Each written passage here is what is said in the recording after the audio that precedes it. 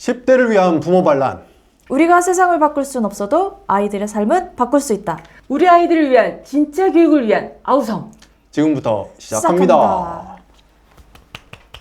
네, 먼저 오늘의 영상부터 보고 오겠습니다. 10% 15%한 20% 되는 학생들만 수업에 참여하고 절반 가까운 학생들은 이제 어떻게 보면 무관심하고 나머지 학생들은 자고 뭐 이런 형편입니다. 오죽하면 피곤하면 저럴까라는 생각이 있어서 안쓰럽기도 합니다. 학교에서 배우겠다는 학교에서에 대한 어떤 동기 전혀 없는. 수업을 듣지 않는 것도 수업 시간에 잠을 자는 것도 학생들의 전략이 된 듯한 지금의 교실. 네, 안녕하세요. 나부터 교육활동가 부모 반란군 알프입니다. 안녕하세요. 우리 아이들을 위해 세상 향해 외치는 부모 반란군 제릭스입니다. 안녕하세요. 아이들 행복을 위한 나부터 교육운동가 부모 반란군의 주발리안입니다. 네, 오늘의 영상으로는 지난 2020년에 교육방송에서 방송된 다큐프라임 다시 학교 8부 잠자는 교실의 일부였습니다. 벌써 5년 전인데 바뀐 것이 하나도 없고 더 악화되고 있다는 느낌이 맞아요. 드네요. 이미 알고 있던 내용이기도 하지만 이게 몇 번을 봐도 가슴이 먹먹하고 아픈 것 같습니다. 네, 오늘 주제는 학교는 어떤 공간이 되어야 할까입니다. 사실 이미 고등학교는 생활기록부에 비교과 영역을 충실하게 해야 되는 게 학교의 역할이고 학생들의 성적을 내주는 곳은 학원이라는 이런 이분화된 생각이 자리 잡은 지 오래된 것 같습니다. 네, 이제 갈수록 더 이게 심화되고 있는 것 같긴 한데요. 아이들이 학교를 학원 가기 전에 체력을 보충하는 곳, 잠을 자두는 곳, 그리고 학원 가서 공부하려고 이게 학교가 이렇게 변해가고 있는 게 맞는 건가?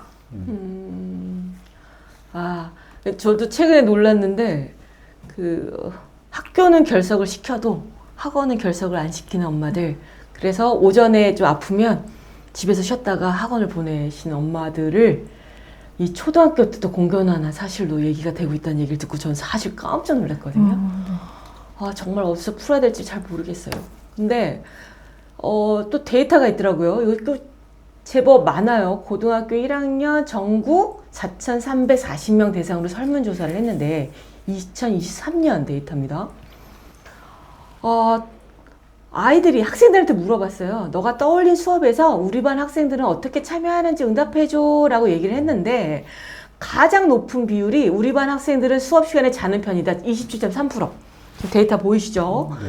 와, 그 다음에 우리 반 학생들은 수업 시간에 수업과 상관없는 행동을 한다. 19.2%. 여기 지금 쭉 보시는 것들이 다 부정적인 거예요. 수업에 집중하지 않고 적극 참여하지 않고 시끄럽고 잠자고. 이게 지금 전체의 88%입니다. 그러면 12% 정도만 긍정적인 친구들이 수업에 집중한다는 얘기인 거잖아요. 아까도 데이터가 있더라고요. 20%만 수업에 참여한다. 저는 이게 학교이고 교실의 현장의 모습이라고 생각했을 때 심각하게 생각을 해야 되는 이런 어떤 데이터라고 보여지고 있거든요. 네, 저희 때는 네. 한 80만 명 학생들 중에서 4분의 1 정도만 대학을 가던 시기였거든요. 지금은 그때보다 학생 수도 줄었지만 대학도 많이 늘어서 사실 한 80% 정도가 지금 현재 대학을 가고 있는데 여전히 수업에 참석하는, 열심히 하는 친구들은 20%인 건 예나 지금이나 똑같네요.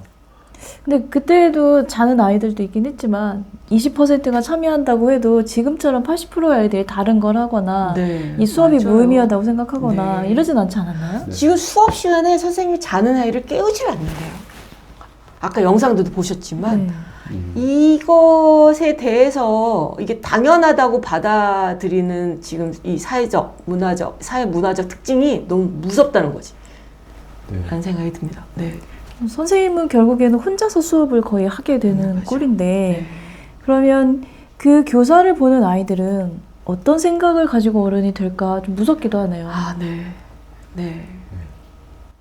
아마 학원 선생님하고 학교에 있는 선생님하고 서로 다른 잣대로 바라보게 되지 않을까 이런 생각이 드네요. 아이들이요? 네. 학원 선생님은 성공한 사람. 네. 학교 선생님은 성공하지 못하고 여기에서 자는 아이들을 방치하고 있는 무능한 사람. 이렇게 바라보지 않을까 하는 걱정이 그럼 결국엔 듭니다. 나한테 뭔가 어떤 성과를 일으킬 수 있는 사람만 나에게 필요한 존재라고 생각하면서 어른이 될까요? 근데 왜 학교를 가죠? 네. 이건 진짜 문제제기 해야 됩니다. 예, 이거 그냥 방치하고서 그냥 우리는 남들이 그러니까 지켜봐야 될 문제는 아니라고 생각이 듭니다. 네.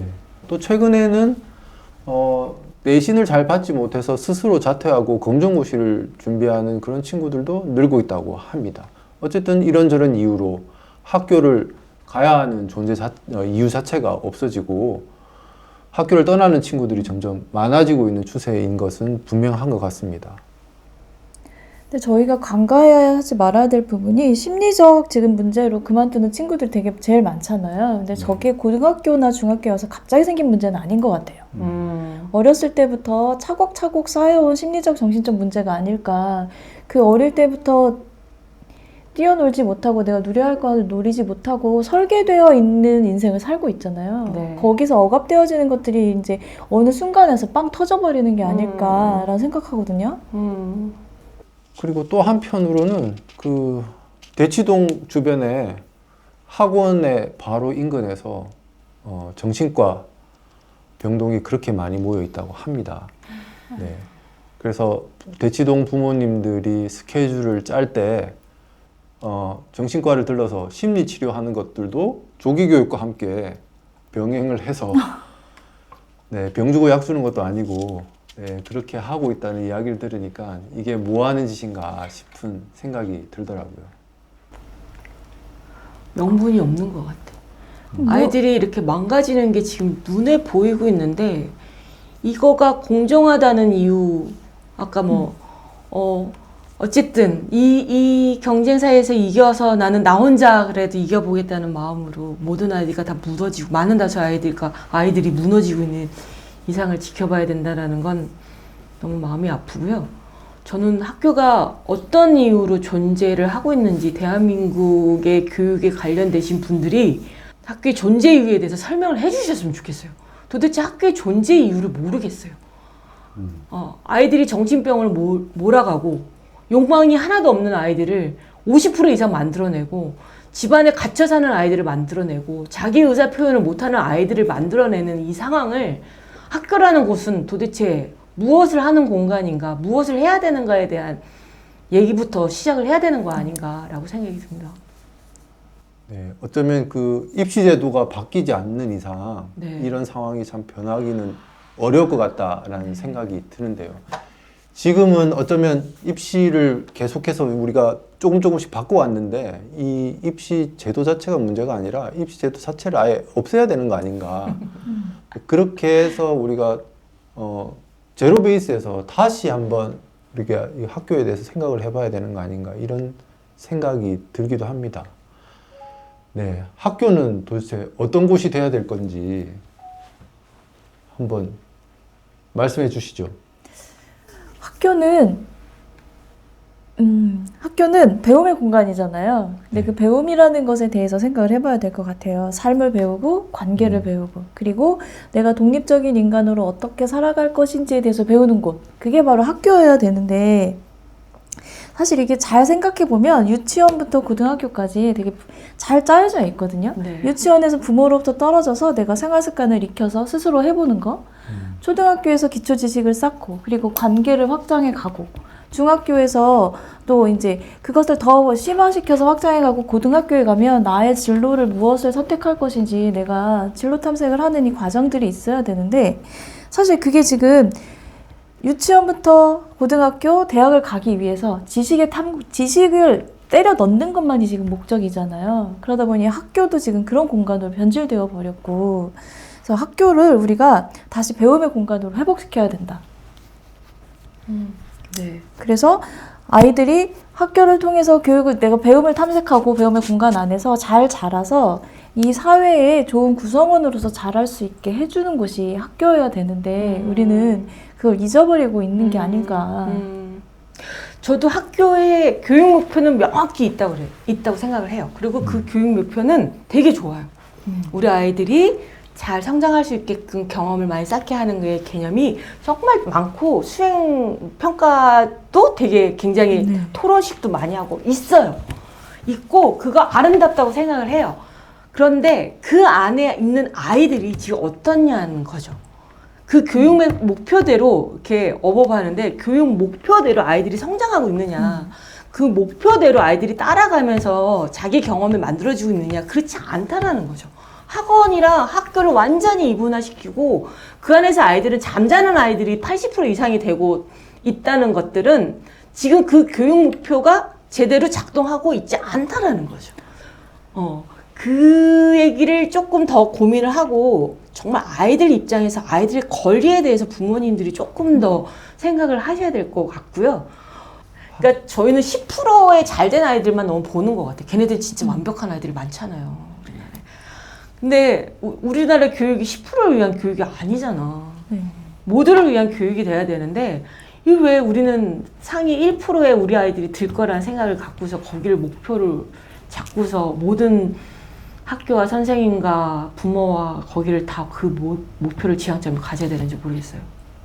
이게 우리가 얘기하고 싶은 건데 학교는 아이들이 자신의 주체성을 일깨우고 다른 사람들과 함께 살아갈 수 있는 가치관과 삶의 능력을 기를 수 있는 교육적 공간이 되어야 한다. 그러니까 아이들이 자신이 살아가야 할 세상에서 자기만의 고유성과 개별성을 가진 주체로 출현할 수 있으려면 학교는 주체가 되는 경험의 장소가 되어야 한다.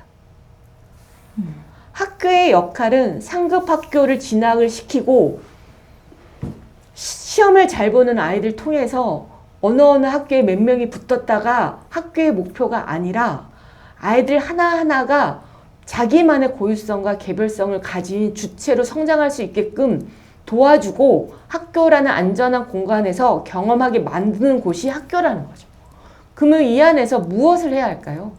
시험만 공부하는 게 아니라 아이들끼리 모여서 뭔가를 기획을 하고 뭔가를 만들어내고 스스로 평가하고 또 다른 방법을 시도하고 끊임없이 그런 것들을 경험해야 되는 장소가 학교라는 공간이 되어야 된다는 얘기를 하시는 것 같아요. 전 저게 정답이 많이 들어가 있다고 생각을 합니다. 네. 그래서 학교는 나를 둘러싼 세상과 환경과 사회와 어떻게 호흡하면서 내가 이 속에서 살아갈 것인지를 배워야 되는 곳이 이제 학교여야 되는데 중학교에서 자기를 탐색하고 고등학교에 올라와서는 그러면 내가 이 사회 문제에도 관심을 갖고 내가 이 사회에서 내가 살아갈 세상을 어떻게 준비하고 어떻게 바꿔볼까 이런 것들 좀 고민을 하면서 이제 세상으로 나아가야 되잖아요. 그렇죠. 근데 그 역할을 학교 안에서 마음껏 해봐야 된다는 거죠. 네, 구글 같은 경우에도 입사 면접할 때 그 협업하는 능력을 굉장히 네. 중요한 능력으로 본다고 합니다. 그런데 학교라는 공간 자체가 내가 생존해야 되는 생존 투쟁의 공간이고 내 옆에 있는 친구들이 내신을 놓고 경쟁해야 되는 친구라고 봤을 때 친구가 아니고 적이죠. 그러면 적이라고 놓고 봤을 때 어떻게 같이 협력하고 연대하고 이 문제를 같이 풀어가야 될 동료로서 생각할 수 있게 될까요? 네. 이 입시가 이렇게 꽉 누르고 있는데 이런 상황에서도 학교가 과연 맡길 수 있을까요? 네. 아까 좋은 말씀 많이 하셨는데 우리 아이들이 이제 고유성과 개별성을 가진 주체로 출현할 수 있도록 이 가르침을 주는 그런 안전한 경험의 장소가 돼야 된다고 학교를 그렇게 정의를 해주셨는데 네. 부모님들 걱정하세요. 그 좋은 말이긴 한데 그러다가 아무것도 못 찾고 진로도 못 찾고 성적도 못 찾고 시험도 못 찾고 대학도 못 가고 결국에는 세상에서 떨어져서 낙오자가 되는 거 아닌가, 내 아이만 낙오자가 되라는 거냐, 이런 질문을 하실 것 같아요. 네. 근데 그 낙오자라는 게 사실 저는 어떤 기준으로 그 아이를 낙오자라고 하는 거냐는 거죠. 시험을 잘 못 보면 낙오자인가요? 이제 17, 18, 19 아이들이 20살이 되기 위해서 그 애를 써서 시험을 잘 보기 위해서 그 애를 써야 된다고 하면 그 거기에 시험을 잘 못 봤다고 해서 낙오자다. 그럼 그 기준은 뭐냐는 거죠. 우리의 인생이 그 시험 문제로 결정되는 것도 아닌데. 그러니까요. 뭐 마케팅을 하는 입장에서 마케팅에서 가장 중요하게 쓰는 전략이 프레임 전략이거든요. 그러니까 그 틀에 들어가서 생각하게끔 만드는 거야. 브랜드든. 그래서 거길 벗어나면 되게 위험한 것처럼 자꾸 얘기를 하는 거지. 저는 지금 우리나라 교육은 이 프레임 전략에 사람들이 다 하나만 바라보고 거기서 벗어나면 낙오자가 되는 것처럼 사회에 취직을 못하는 불안한 내 자식이 돈도 못 벌고 살까봐에 대한 걱정을 하게끔 만드는 그런 구조로 지금 굉장히 만들고 있다고 생각이 들거든요. 자, A라는 친구는 지적이고 부지런하고 충동적이고 비판적이고 고집에 대해서 질투심이 강한 애예요. B는요, 질투심 강하고 고집이 세고 비판적, 충동적이고 부지런하고 지적인 애예요. 자, 어떤 사람이 더 인상이 더 호의적이세요? A요. 네. 그쵸. 똑같은 정보를 주고 네. 있는데 A라는 친구가 훨씬 더 호감이 가는 친구로 언급이 되고 평가를 하고 있습니다. 뭐냐면 처음에 준 정보가 뒤에 따라오는 정보에 영향을 주는 거예요. 그러니까 B는 질투심이 강한 게 머릿속에 남는 거지. 제 고집이 센 애야. 뒤에 아무리 부지런하고 지적이고 좋은 얘기를 해도 앞에 정보가 다 먹히는 거지. 지금 교육에서 우리가 공정하지 않다. 시험이 가장 공정하다. 정시가 가장 공정하다. 대학을 안 가면 우리는 낙오자가 된다. 이런 프레임을 계속 만들면서 우리가 불안하게 만드는 그런 구조 안에서 계속 다른 생각을 못하게 하는 거죠. 거기서 벗어나서 아이들이 다른 경험과 자기만의 다른 경험을 통해서 자기만의 아까 그 얘기한 공부가 이루어진다라면 훨씬 더 멋진 아이들로 성장할 수 있는데 그런 아이들은 예외적인 아이로 취급을 한다라는 거죠. 이 프레임 전략에 우리가 속으면 안 돼요. 우리 부모님들, 우리 아이들 더 속으면 안 되고요. 입시를 준비하지 않으면, 시험 성적이 우수하지 않으면 낙오자가 될 거라는 말에 휘둘리면 안 됩니다. 라고 생각을 하고요. 휘둘리는 대신 우리 아이가 학교에서 어떤 경험을 통해서 자기만의 주체성과 고유성을 만들어내는 힘을 어떻게 키울 것인가라는 관점에서 아이들을 지켜보고 아이들한테 필요한 것을 지원해주는 연습이 필요한 거죠. 네. 스스로 좀 질문을 하셨으면 좋겠습니다. 그럼 저희는 저 프레임에 속아서 지금 아이들을 그 사교육 시장에 내몰고 그리고 그 사교육비를 벌기 위해서 아빠가 대리운전하고 엄마는 가사 도우미까지 해가면서 이제 에듀퓨어의 길로 가고 있는 거죠? 네. 네. 거기에 벗어나면 큰일 난다고 생각이 들 수밖에 없게끔 지금 만들고 있는 거예요. 그 현재 교육이 가장 문제인 것은 아이들에게 생각할 시간, 여유를 주지 않는다는 것 같아요. 네, 맞습니다. 아이들이 꿈꿀 시간이 없어요. 내가 무엇인지, 내가 어떤 인간인지를 탐색하고 생각해볼 여력 자체가 없어요. 하루에 5시간, 7시간씩 공부를 하는데 방학 때 집에서 학원 셔틀을 7시에 탄대요. 집에 오면 10시 반이래요. 그리고 이제 학원 숙제도 해야 되고 근데 아이들이 무슨 하늘을 보고 무슨 꿈을 꾸고 하겠어요. 근데 심지어 학원에서 아이들끼리 모여서 말을 하면 벌점이 생긴대요. 그래서 벌점이 얼마 이상 되면 학원 나가야 된다. 이런 규칙도 있다는 거예요. 얘기도 하지 말라고? 네, 그래서 애들이 그러니까 육개공간 같은 데서 복화술이 는데요. 이런 세상에서 아이들이 지금 얼마나 고통받고 있는지 우리 정말 느껴봐야 됩니다. 저희들도. 교육 제도 만들고 커리큘럼 만드신 분들은 제발 우리 아이들이 지금 현장에서 어떤 경험을 하고 있고 어떻게 아파하고 힘들어하는지에 대한 얘기를 좀 더 많이 듣고 아이들 권리가 없어지고 있는 거라고 생각이 드네요. 누려야 될 권리가 아무것도 없네요. 사실 교육 문제는 굉장히 뜨거운 문제이기도 하고요. 올해 그 고교 학점제가 전국에 확대돼서 시행되는 첫 해인데 현장에서는 난리도 아니라고 합니다. 한편에서는 고1인 네, 뭘 안다고 진로를 결정해서 선택 과목을 선정하느냐 이런 얘기를 하시는 분들이 많더라고요. 제가 댓글을 쭉 읽어보니까. 그런데 우리가 지난 시간 영상에서 봤듯이 타일러 씨가 하는 얘기가 아이들이 뭘 좋아하는지조차 모르고 있다는 거잖아요. 그러니까 자기가 어떤 과목을 좋아하는지 어떤 걸 더 배우고 싶은지조차도 고1이 됐는데도 모른다는 거예요. 그거를 부모님들이 당연시하고 그럴 수밖에 없는 상황이라는 거. 이게 문제인 상황이라고 생각하는 게 아니라 아무것도 모르는데 거기에 고고학점제를 도입하니까 혼란을 가중하고 있다라고 이제 제도를 공격하는 상황이 되는 거예요. 그거에 대안은 뭐라고 그런 댓글은 없나요? 저희는 어쨌든 뭐 대안을 만들거나 그 교육이 갖고 있는 구체적인 문제점을 정확하게 집어낼 수 있는 능력도 없고, 그러나 교육은 온전히 아이들이 중심이 되는 게 교육이라 생각을 하고 있기 때문에 좀만 관점만 틀어줘서 아이들이 행복할 수 있는 교육에 대한 방향성을 같이 좀 논의를 해봤으면 좋겠습니다.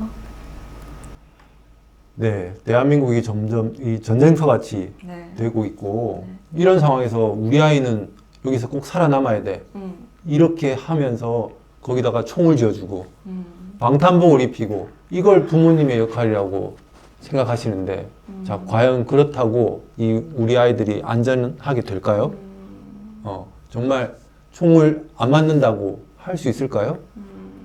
우리가 진정으로 이 전쟁을 끝내야만 평화가 찾아오는 건 아닐까 한번 생각해 봤으면 좋겠습니다.